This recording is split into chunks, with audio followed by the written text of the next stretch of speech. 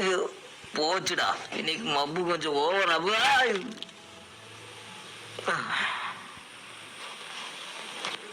வாஷ்லகா madam, நீங்க எதை பத்தி சொல்றீங்க? ஜம்பானா டான்ஸ் தானே?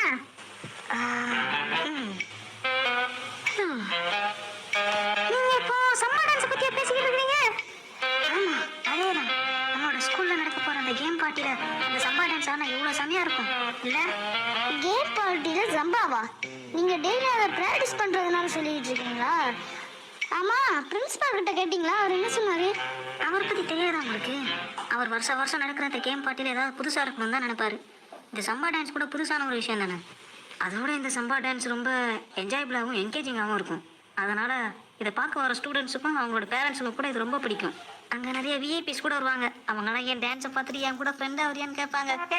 மாசி சக்க சம்பா, மாசி சக்க சம்பா, மாசி சக்க சம்பா, மாசி சக்க சம்பா, சம்பா சம்பா, மாசி சக்க எதுவா இருந்தாலும் கொஞ்சம் சாப்பிட்டுட்டு ஆடுமாக்க. சாரி சாரி, ரொம்ப கஷ்டமா போச்சுல. மாசி சக்க மேடம், நீங்க அந்த சம்பா டான்ஸை சம்பா ட்ரெஸ் போட்டு ஆட போறீங்களா? ஏன்னா அது ரொம்ப சின்னது. ஆமா, என்னாலலாம் அந்த குட்டி ட்ரெஸ்ஸை போட்டுட்டு ஆட முடியாது. என் வீட்டில் அலோட் பண்ண மாட்டாங்க. புரியுது. நீ கிராமத்தில் வளர்ந்த பொண்ணு தானே? நான் அதை பற்றி சொல்லலை.